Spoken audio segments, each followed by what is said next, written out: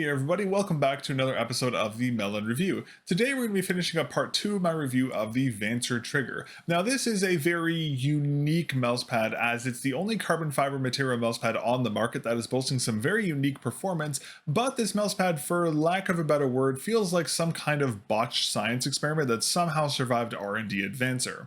There is a lot to talk about here with the trigger, but before we get into it, I did want to say a big thank you again to VANCER, who was kind enough to send the trigger out for review along with the groove and the thrash. As always, regardless of a free discount unit or affiliation with a particular brand, reviews here on the channel will always be unbiased. And if you enjoy the review and want to see more reviews like this, be sure to get subscribed so you don't miss any future reviews here on the channel. Now, since the trigger is such a quirky mouse pad, let's talk about its surfacing first. Now, VANCER told me that the trigger feels best when the pad is sprayed down or treated with Pledge or a Pledge-like spray. Now, the odd thing about this is that on all the product pages for the trigger and VANCER's own website, there's no mention of this needed treatment at all. And because of that, anyone who does end up buying a trigger will have a stock non-treated experience. So for this review, I didn't treat the surface of my trigger at all so I could review this pad from the perspective of stock. So as we go through this review, just remember I'm talking about the stock non-treated experience here on the trigger. On top of that, the fact that the buyer has to essentially fix or finish the manufacturing of the pad out of the box is ridiculous. All mouse pads should come fully usable out of the box. It shouldn't require the user to do anything to the pad before use. So again, just another reason why I left the trigger stock for this review. Now, according to VANCER's product page, the trigger is made out of a carbon fiber material, which is oddly vague giving the appearance of this pad,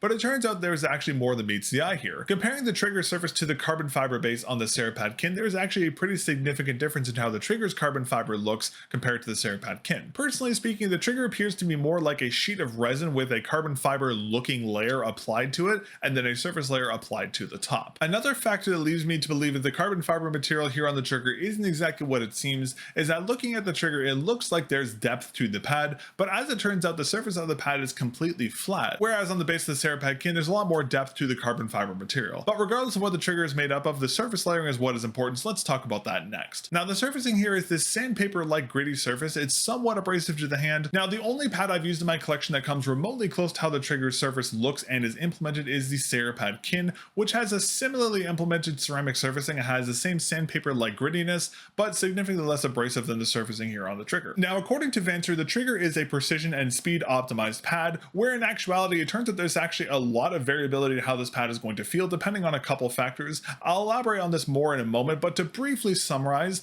the performance here on the trigger felt like 4 different pads smushed into one, which can be very good in some cases, but also can be very bad. Now, from my testing, there are 2 major factors that are going to affect the usage and the performance on the trigger. One is going to be your grip weight, and the second is going to be your skates. Now, in terms of grip weights, because the trigger has such a high friction gritty surface, the control you feel on this pad is going to range from essentially nothing to extreme. This is mainly due to grip weight. If you have a lighter grip like a fingertip grip, you won't really feel that much control from the surface of the trigger, whereas if you use a palm grip, the control here on the trigger jumps to an extreme where static and stopping friction is extremely high to an unusable amount. Claw grip will be more balanced, of course, but can lean a little too far into the controlled section depending on the weight of your hand and your grip weight, so they can be usable in some situations and they can't in other situations. The second factor that's going to impact your usage here on the trigger is going to be skates. Now, this is arguably the most impactful part of this experience here on the trigger because some skates will work wonderfully and some skates will not work at all. Now, I'm going to classify the usage experience here on the trigger with different skates into 3 main categories: soft, medium, and firm/hard skates. Now, soft skates are going to be skates like the X-Ray Pad Jade skates, the ESP Tiger Ice V2s, or any skate that you can press a fingernail into and dent very easily. Now, surprisingly, softer skates are what felt the most usable here on the trigger. The softer PTFE material of these skates helped to cut down on the grittiness of the pad surfacing and gave movements a surprising amount of control, while the speed nature of these skates kept it from being too controlled. Even with my heavier claw grip, my experience with the soft skates here on the trigger was the most balanced. The only downside of using soft skates on the trigger is that due to its highly gritty surface, softer PTFE skates like the skates I mentioned earlier will wear extremely quickly, so the lifespan of the skate is significantly hampered, but of course that is a trade-off because you get the best usage experience here on the trigger. Next up, let's talk about the medium hardness skates. Now, these are going to be skates like standard stock skates that come on a lot of mice. Now, these are similar to soft skates, but due to the extra firmness of these medium skates, they end up feeling significantly faster than the softer skates did, which can work in some use cases, but from my experience, they were just too fast to reliably use on the trigger. Medium hardness skates do have a longer lifespan, however, but at the cost of a less balanced performance experience here on the trigger. And last lastly, let's talk about hard skates. Now these are going to be skates like the X-Ray Pad Obsidian Dots and the TJ Exclusives plastic skates. Now this is where the trigger gets kind of weird because the X-Ray Pad Obsidian skates were unusably slow here on the trigger. The hardened PTFE material almost grips to the surface of the trigger and makes the initial friction and static friction just so high, while on the other hand, the TGX plastic skates, due to their extreme hardness, didn't interact with the trigger's gritty surface too much and were similar to the medium firmness skates, where they ended up being surprisingly fast and a little too difficult to control for my tastes. Of course, they do have a much longer lifespan because they are a harder material, but still just a little too fast to control here on the trigger. Now, there is another skate type that I didn't mention earlier that was a bit of an oddity from everything else, and that is glass skates. Since glass skates are extremely hard and they lack any surface texturing, they don't really interact with the gritty surface of the trigger at all, and that makes glass skates glide across the surface of the trigger like butter. It is one of the smoothest experiences I've ever felt on a mouse pad with glass skates, but it's not perfect because it comes at the cost of stopping power and initial friction due to this kind of smoothness, so the trigger ends up feeling extremely uncontrolled but incredibly smooth. Another thing is that glass skates, due to their hardness, will also have another big downside where glass will eventually wear down the gritty surface of the trigger because it is a harder material. So while you can get a super smooth and speed optimized experience here on the trigger with glass skates, it will come at the cost of the pad's lifespan. Now, another factor that makes usage here on the trigger even more difficult is the size of the skates you're using. Larger surface area skates felt the fastest, while smaller area skates felt the slowest. The only exception to this was, of course, glass skates. So keep in mind that on top of all the variance between soft, medium, and hard in glass skates, the size will also impact the performance here on the trigger, which makes the trigger feel completely different from mouse to mouse and setup to setup. And lastly, yet another unique aspect of the usage here on the trigger is that since this is technically a hard pad, there will also be some levels of audio feedback from some skates gliding across the surface of the trigger, and due to the grittiness of this surface. I'll give you a quick little sound test here with the different skate types I mentioned earlier.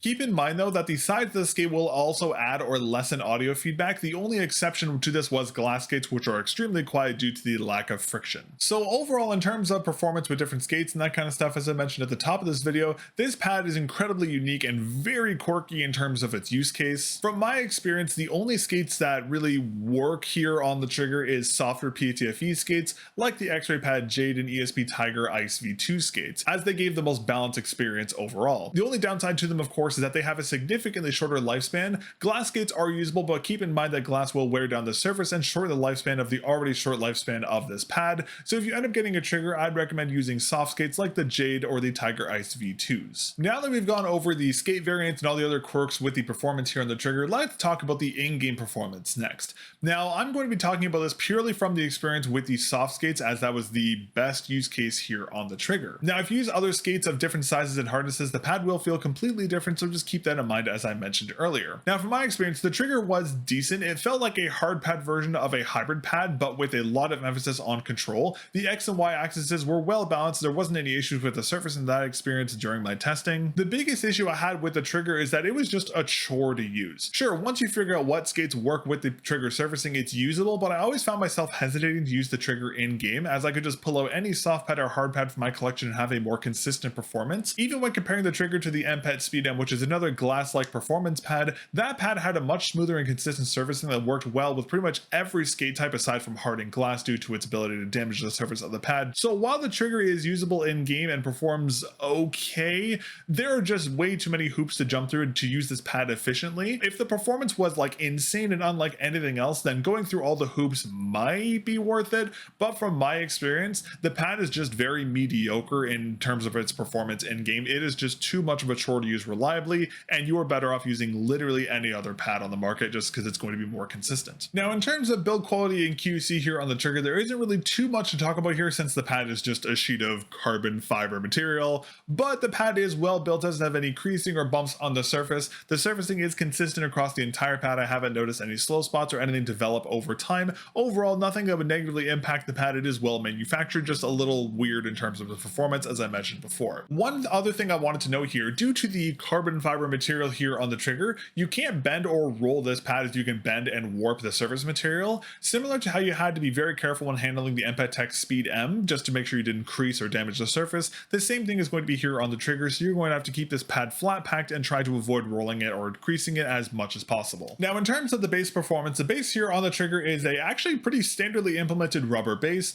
The base is quite hard and has a decent natural adhesion, but it does rely on surface pressure to remain anchored to your tabletop. Overall, the base is implemented not as good as the Poron base on the MPEG Speed M, but still a decent enough implementation here on the trigger. As I mentioned earlier, if you are a very heavy hand player and you have a very heavy grip on this pad, you can cause the pad to shift in some cases, depending on the friction between your mouse skates and the pad surface. I only ran into this on one skate combination with like an extremely heavy grip, but for the most part, the base will remain well anchored for most use cases. But just keep in mind, the pad may move a little bit if you're using very, very high friction skates. Now, because the trigger is a hard pad, of course, there isn't going to be any kind of edge stitching here on this pad. However, VANCER has actually paid very close attention to this pad. They've actually added a kind of rubber layer to the edges of this pad. This is a really nice attention to detail because on similar pads like the MPEG Speed M, sometimes the edge of the pad would feel a little sharp. Sometimes you could potentially cut yourself, and on a carbon fiber like material that is very hard, it'd be very easy for you to cut yourself on the edge of the pad. So this is a really, really nice attention to detail I did not expect here on the pad. The rubber is also quite thin, and because the pad itself is also very thin, it doesn't impact your movements up and down the side of the pad at all, which is again great to see. So while it doesn't have a normal edge stitching, it still does have a kind of edging and is actually very well implemented here on the trigger. Now, another area here on the trigger that is just very difficult to utilize is going to be the usage with arm sleeves.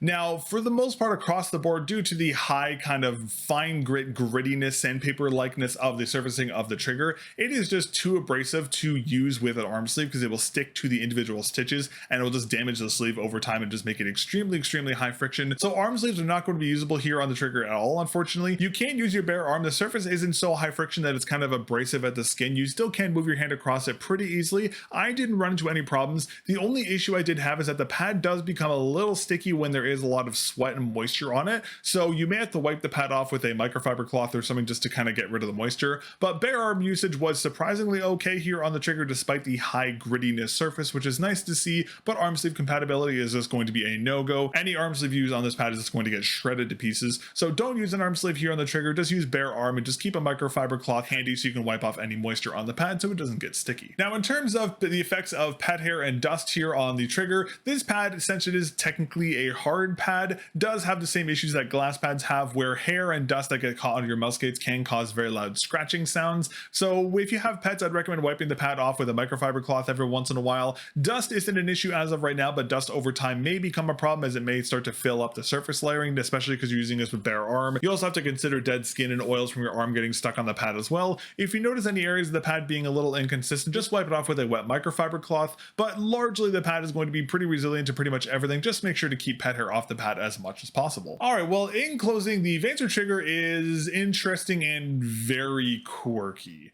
I understand what VANCER was trying to do here with the trigger, but the execution is just horribly executed in pretty much every way possible. The fact alone that you need to use pledge on the pad out of the box to basically finish the surface layer is a massive issue, and given how poor the performance of the pad is without the surface being treated, it is just not a pad I could recommend. Even if the trigger came with the pledge treatment already applied onto it and the user just had to recode it in a couple months, that's one thing, but telling the user they have to basically finish manufacturing the pad themselves is ridiculous. Also, they don't even really tell you that via the product pages, which is another huge problem. Add in the issues with skate usage and the insane variance in the performance here on the trigger, it just makes this whole situation worse. As if all that wasn't bad enough, the lifespan of the trigger, at least according to LGG's product page, is only 6 months, which is incredibly low for a hard pad. On top of that, the price doesn't help either because the trigger retails for 82 Canadian dollars. If I'm being perfectly honest, I don't understand how the trigger got through R&D at VANCER. This product just doesn't make sense. You are much better off getting a premium fabric pad or investing in a pad like the Padkin, as it'll have much better performance, universal compatibility with skates, and a significantly longer lasting performance. Plus, with any other pad from the market, you won't need to jump through a million hoops to make the pad usable. But that is going to be everything for today's episode of the mel0n review. If you made it this far, thank you so much for watching. If you want to see more videos like this, be sure to get subscribed so you don't miss on any future reviews. reviews. If you'd like to support the channel, you can become a member here on YouTube. It's only $2 Canadian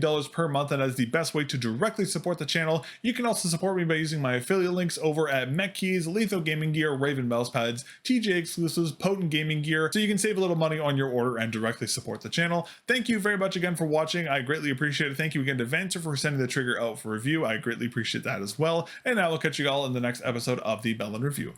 Peace.